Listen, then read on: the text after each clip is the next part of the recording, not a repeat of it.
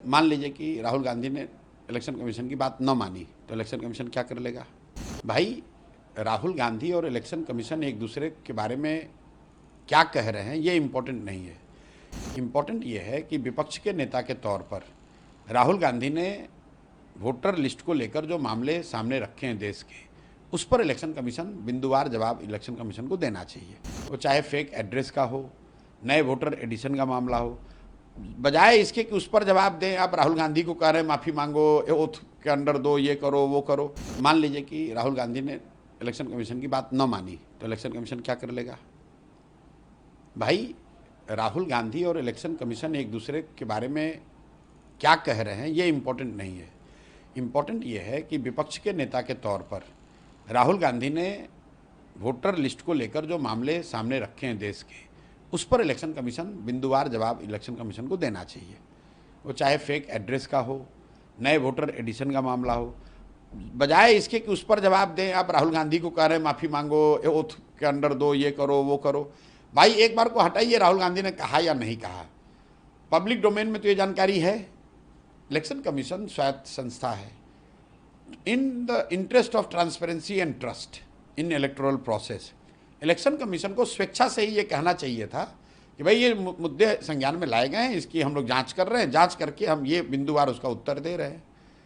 बजाय उसके इसको Rahul Gandhi versus election commission versus Rahul Gandhi बनाने का कोई मतलब नहीं। इलेक्शन कमीशन कह रही है कि जो आरोप इलेक्शन कमीशन के ऊपर लगाया जा रहा है वो बेबुनियाद है। भाई, बेबुनियाद है पहले बताओ तो कैसे? ठीक है, मान लिया इलेक्शन कमीशन कह रही है कि ये बेबुनियाद है, तो कैसे बताइए। तो राहुल गांधी ने अपने प्रेस वार्ता में बताया कि कई होम एड्रेस जो है वो जीरो, उसके सामने जीरो लिखा है। तो ये सामान्य कई लोगों को समझ में आ रहा है कि भाई बिहार में, देश में कई घरों के जब एड्रेस हाउस नंबर नहीं होता है वहाँ पर एंट्री के लिए आपने जीरो डाल दिया, ये बात समझ में आ रही है। लेकिन ऐसे बीसियों बात और राहुल गांधी ने बताया है, उसको क्यों नहीं बता रहे हो आप? उस पर जवाब तो दो। वो सीसीटीवी फुटेज के बारे में कह रहे हैं कि कहीं ना कहीं महिलाओं की निजता का हनन होगा अगर मैं रिलीज करता हूँ तो। मेरे भाई, सीसी फुटेज क्या में आप डिजिटल डेटा क्यों नहीं अपलोड कर सकते हैं? डिजिटल डेटा क्यों नहीं अपलोड कर सकते हैं? ये प्राइवेसी का मामला बनाकर इलेक्शन कमीशन लोगों को बेवकूफ़ बनाने की कोशिश कर रहा है। आप बताइए कि फॉर्म 20 का डेटा, फॉर्म 19 का डेटा, फॉर्म 6 का डेटा अगर आप ऑनलाइन जारी करेंगे, उससे क्या प्राइवेसी का मामला हो जाएगा? भाई, वोटर लिस्ट तो उपलब्ध है ही ना पब्लिक डोमेन में, कौन कौन वोटर है ये तो पता ही है। उसको अगर आप मशीन रीडेबल फॉर्म में कर देंगे तो उससे क्या प्राइवेसी कॉम्प्रोमाइज़ हो जाएगी? अगर आपकी जानकारी पब्लिक के बारे में नहीं है कि फलाने व्यक्ति वोटर हैं या नहीं हैं, तो जानकारी देने में प्राइवेसी का मामला होगा ना। यहाँ पर तो आपने जानकारी दी है, लेकिन एक ऐसे फॉर्म में दी है जिससे कि उसको एनालाइज करने में, फॉलो करने में लोगों को दिक्कत हो रही है। अगर आप उसको डिजिटल फॉर्म में, मशीन रीडेबल फॉर्म में दे देंगे तो जो जानकारी उपलब्ध है उसको देखने समझने की क्षमता बढ़ जाएगी।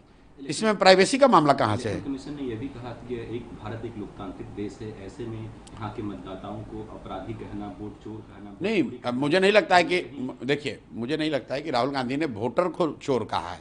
उन्होंने इलेक्शन कमीशन पर यह आरोप लगाया है। तो इलेक्शन कमीशन वोटर नहीं है, इलेक्शन कमीशन तो एजेंसी है जो वोटरों के से वोट मतदान कराने की उनकी जिम्मेवारी है। उन्होंने, राहुल गांधी ने, जहाँ तक मैं समझा हूँ, जो बात मैंने सुनी है, राहुल गांधी ने वोटर को चोर नहीं कहा है। उन्होंने उस प्रक्रिया में जो चोरी हो रही है या गलती हो रही है उसकी बात कही है। राहुल गांधी ने कहा है कि मैं आपको छोड़ने वाला नहीं हूँ, मैं आपको एक्सपोज कर दूंगा। ये बीजेपी वाले से माफी नहीं, ये बीजेपी वाले से एफिडेविट नहीं साइन करवाते हैं, जबकि मुझसे एफिडेविट। भाई देखिए, राहुल गांधी क्या कह रहे हैं, नहीं कह रहे हैं, वो उनका मामला है। राहुल गांधी सक्षम है, उनकी पार्टी सक्षम है अपनी बात रखने को, कहने को, लड़ाई लड़ने को। मैं एज ए थर्ड पार्टी इतना ही कह सकता हूँ कि मामला राहुल गांधी और इलेक्शन कमीशन का नहीं है, मामला इलेक्टोरल प्रोसेस का है, उसकी शुद्धता, उसकी विश्वसनीयता का है। राहुल गांधी विपक्ष के नेता हैं, उन्होंने बात उठाई है तो इलेक्शन कमीशन को उसका जवाब देना चाहिए। अगर राहुल गांधी न उठाकर कोई दूसरा व्यक्ति भी बात को उठाता, तथ्यों को पब्लिक डोमेन में रखता, तो इलेक्शन कमीशन की जिम्मेवारी बनती है कि उस पर वो जवाब दे। अगर जवाब नहीं है तो उसको इन्वेस्टिगेट करे, इन्वेस्टिगेट करके जवाब दे। राहुल गांधी वोट अधिकार यात्रा निकाल रहे हैं, उसका कोई मतलब नहीं है, दूसरा दिन है, उसका कोई मतलब नहीं है। बिहार में वोट अधिकार से बड़ा मामला बिहार की अशिक्षा का है, बिहार के बेरोजगारी का है, यहाँ से होने वाले पलायन का है, बिहार के लोगों के साथ हो रही बदतमीजी और मारपीट का है, बिहार के बच्चों को बाहर जाकर जो कष्ट होता है उसका है, बिहार में फैले हुए भ्रष्टाचार का है।